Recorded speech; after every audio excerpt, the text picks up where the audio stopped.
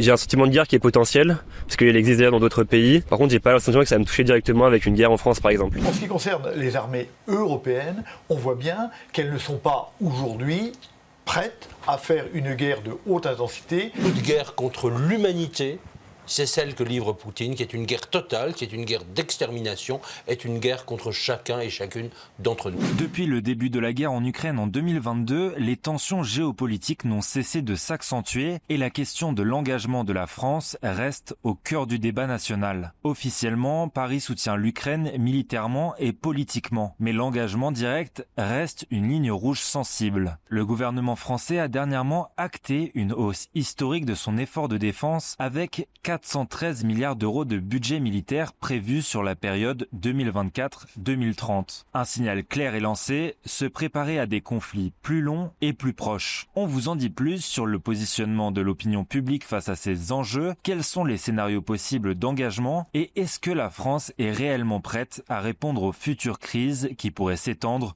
au-delà de l'Ukraine. Vincent Desportes, vous êtes général, ancien directeur de l'école de guerre. Vous avez longuement réfléchi et écrit sur la transformation des conflits, la guerre de haute intensité et la préparation des armées occidentales.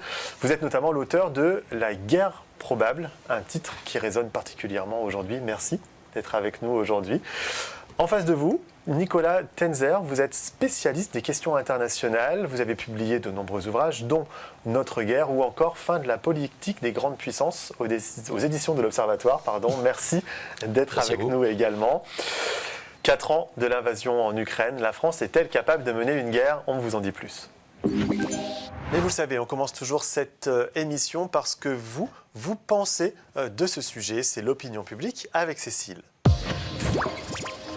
Le 24 février 2022, l'Europe s'est figée. La Russie a envoyé des troupes pour envahir l'Ukraine.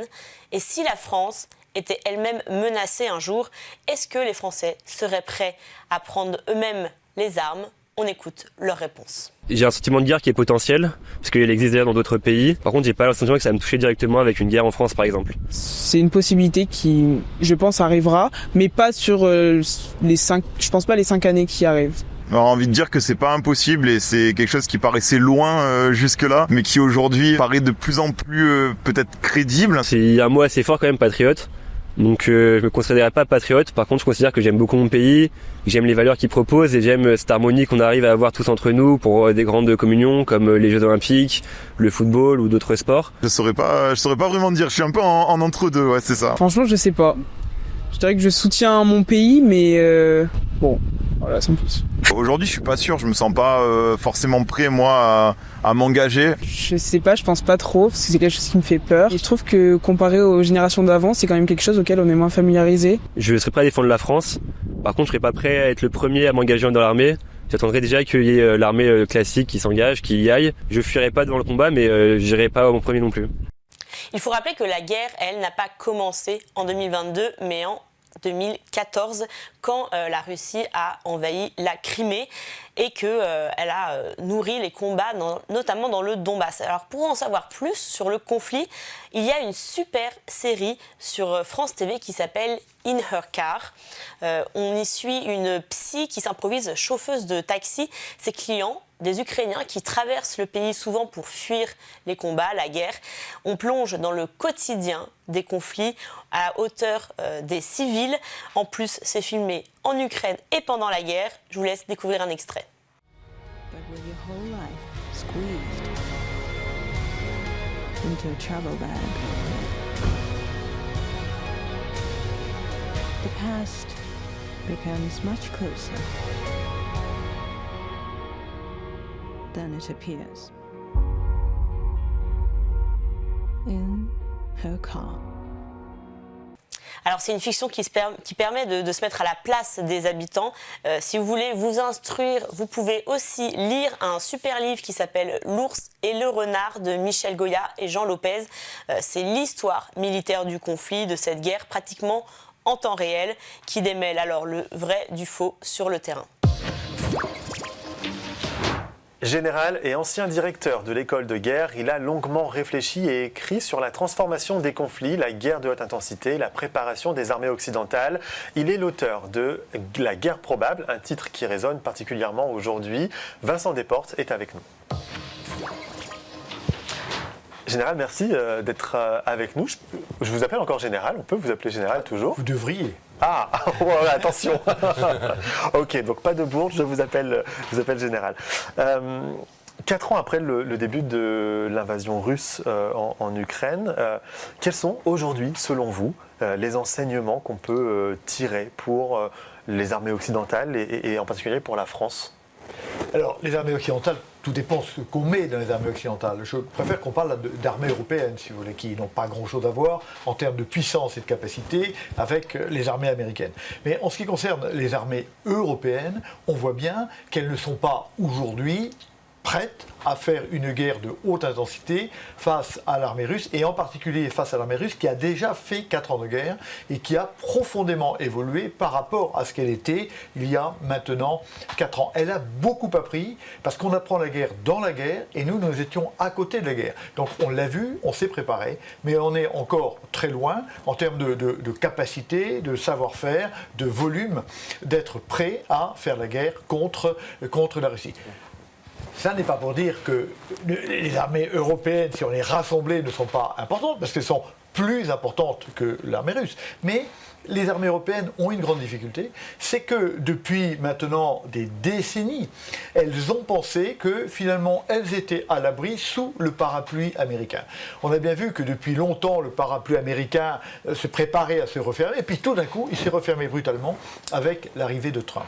Et les armées européennes ensemble ne trouvent leur cohérence qu'avec les moyens que les Américains apportaient à l'OTAN.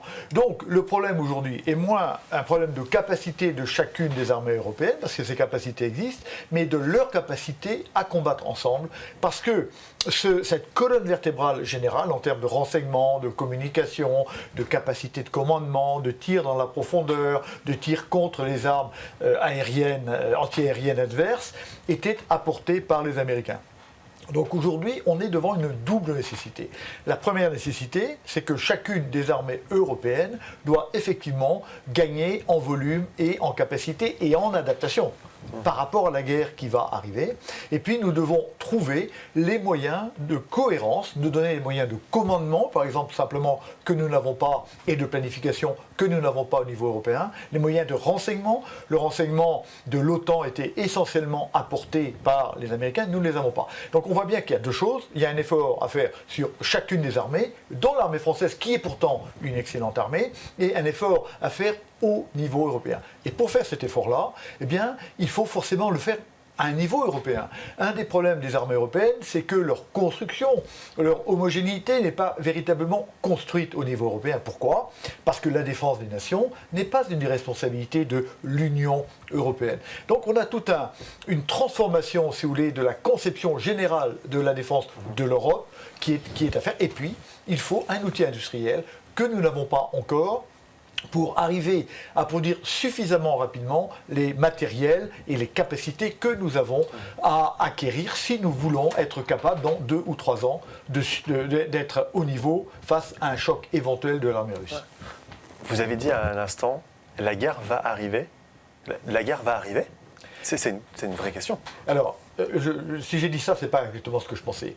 Ce qui est vrai, c'est qu'aujourd'hui, nous nous réveillons. Et que la guerre de haute intensité symétrique, celle qui est combattue aujourd'hui entre l'Ukraine et la Russie, était sortie de nos pensées depuis extrêmement longtemps.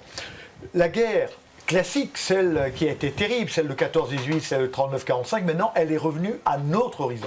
Et si nous ne voulons pas avoir à la faire, eh bien, il faut nous préparer à la faire. C'est la vieille règle. Si vous voulez, on n'empêchera pas l'avancée des armées russes de Poutine vers l'ouest si nous ne le dissuadons pas.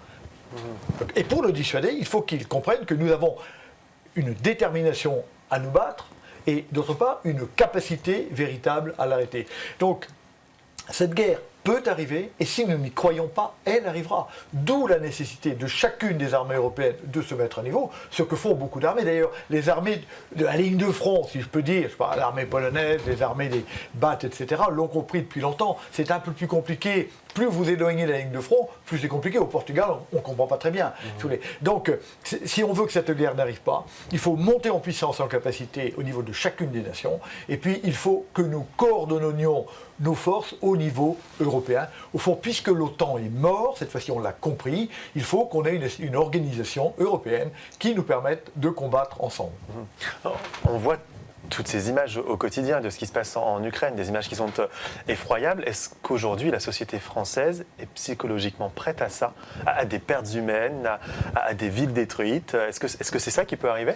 Alors, est-ce qu'elle est prête tout de suite? Non, vous savez, ça fait 80 ans que la société européenne croit qu'il n'y aura plus jamais de guerre. Donc, la guerre est complètement sortie des esprits.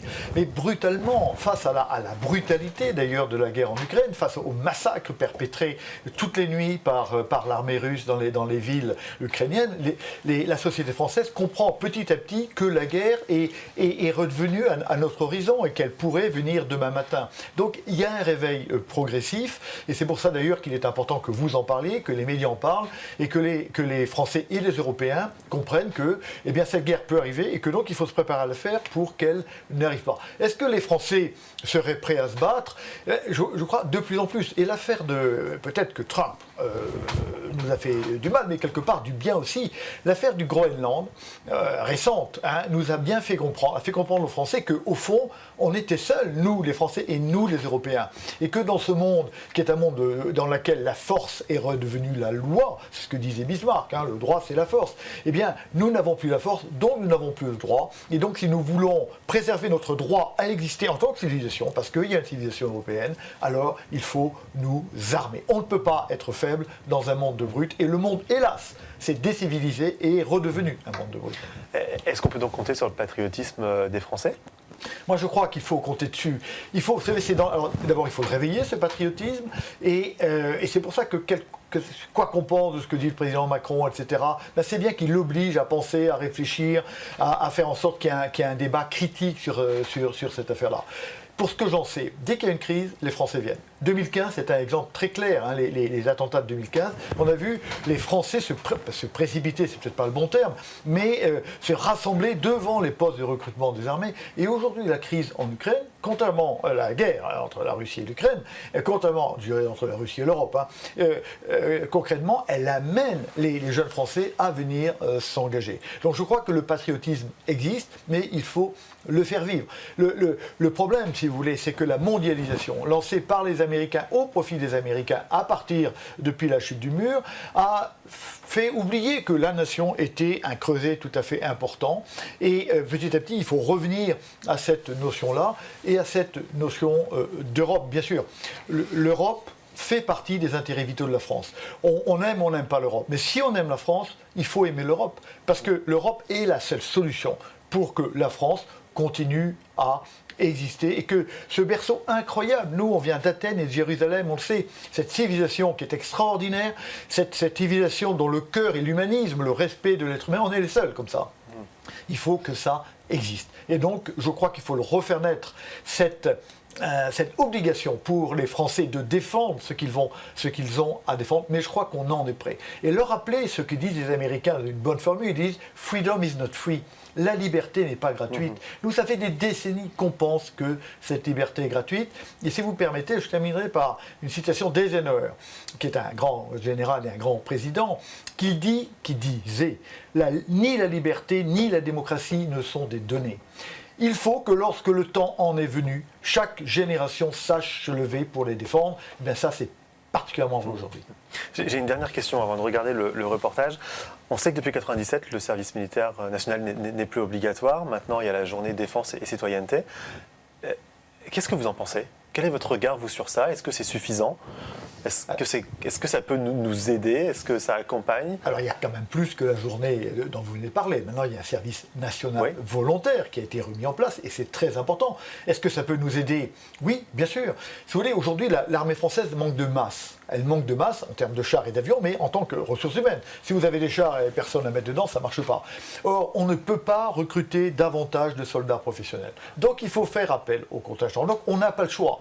Donc, pour l'instant, il y a un premier jet qui a été lancé pour habituer un peu les Français, et puis on verra plus tard. Peut-être qu'on diminuera, ou peut-être qu'on augmentera. Probablement, on augmentera. Mais il faut petit à petit avancer vers là. Et il est bon que plus grand sera le nombre de Français qui passeront à un moment donné dans les armées, on leur apprendra la nécessité d'une part de la nation, d'autre part de sa défense, et bien plus nous serons prêts à éviter une guerre qui, encore une fois, si nous ne la préparons pas, elle viendra. Et nous aurons à combattre dans des conditions qui seront extrêmement difficiles à ce moment-là. Merci beaucoup, Général, d'être venu sur notre plateau. Depuis 1997, le service national obligatoire appartient à l'histoire. À sa place, l'État a instauré une journée obligatoire pour tous les jeunes de 16 à 25 ans, la journée défense et citoyenneté. D'abord appelée journée d'appel à la préparation à la défense, elle a ensuite changé de nom, puis de format au fil des années. Depuis septembre 2025, une version est proposée, plus ludique, plus immersive, plus interactive. Objectif affiché: mieux parler aux jeunes, mieux capter leur attention, mieux transmettre les valeurs de la défense et de la citoyenneté. Alors, s'agit-il d'une simple mise à jour ou d'une véritable opération de séduction? Un reportage de Thomas Micho-Bielic.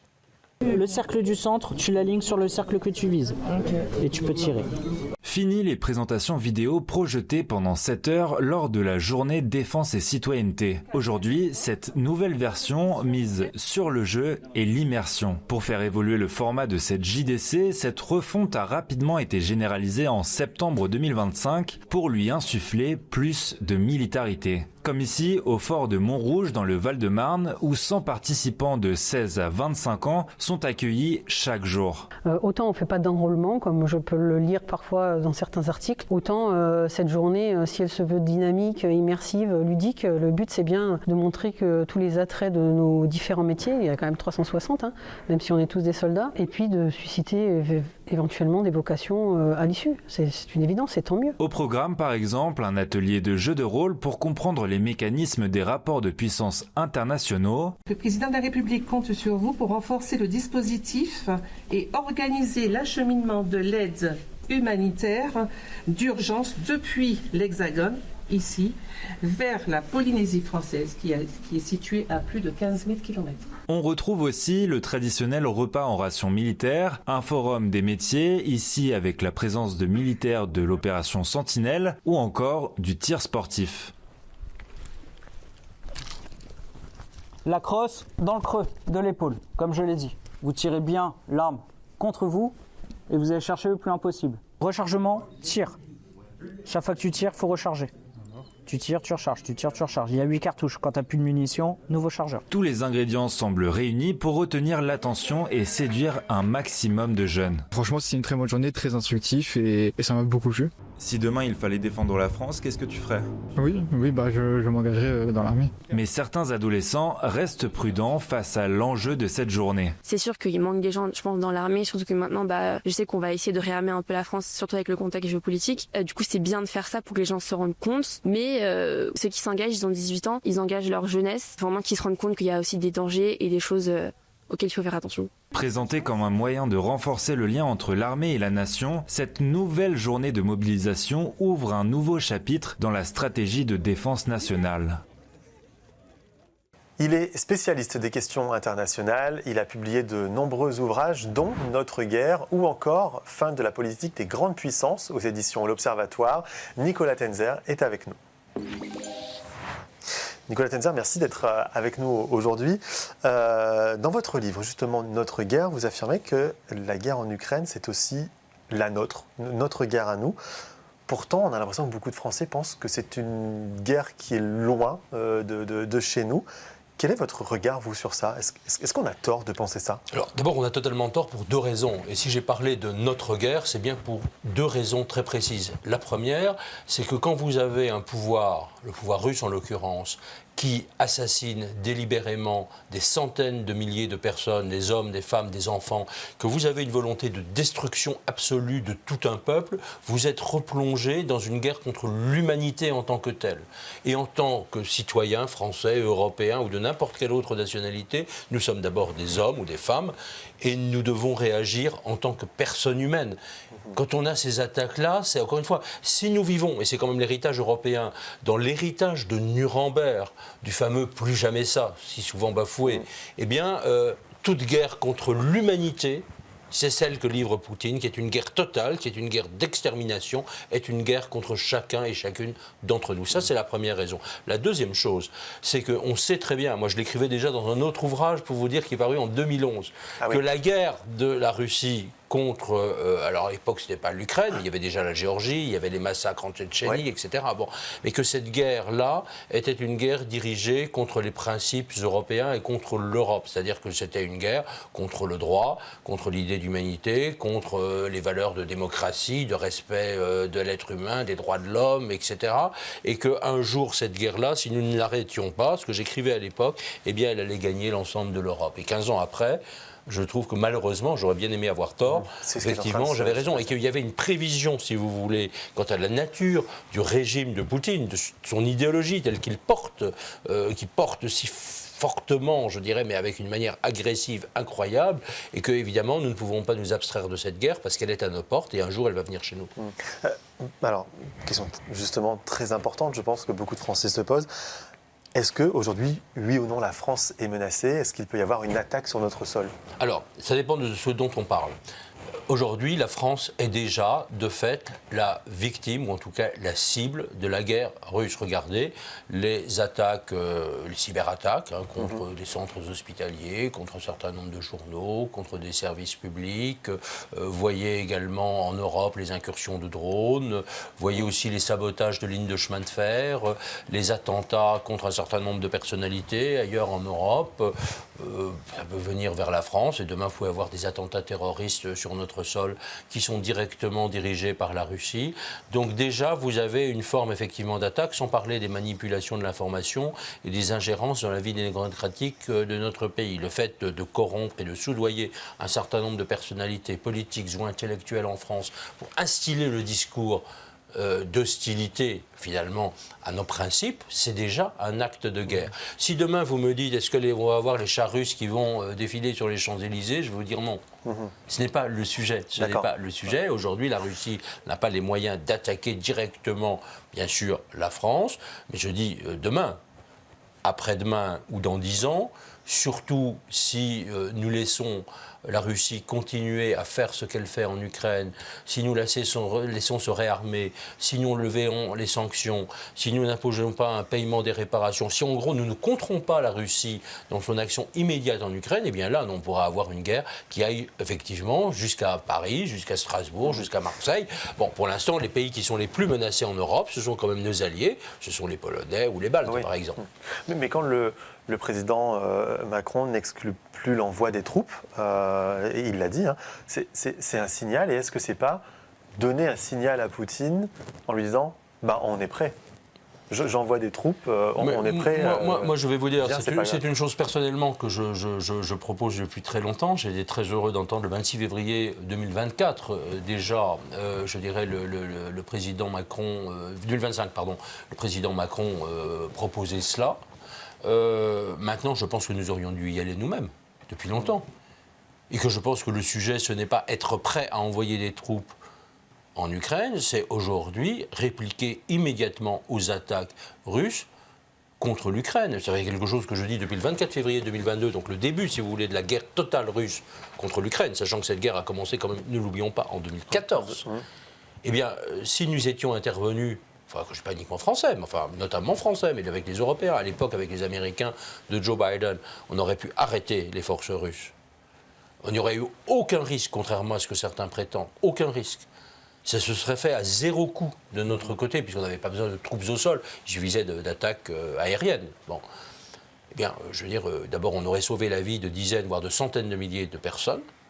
Et ensuite, on aurait signifié tout de suite à la Russie que bien, nous étions prêts à réagir. Nous ne l'avons pas fait. Je pense que ça a été, de la part des dirigeants européens et américains à l'époque, une faute massive, une faute contre l'humanité, et une faute aussi stratégique.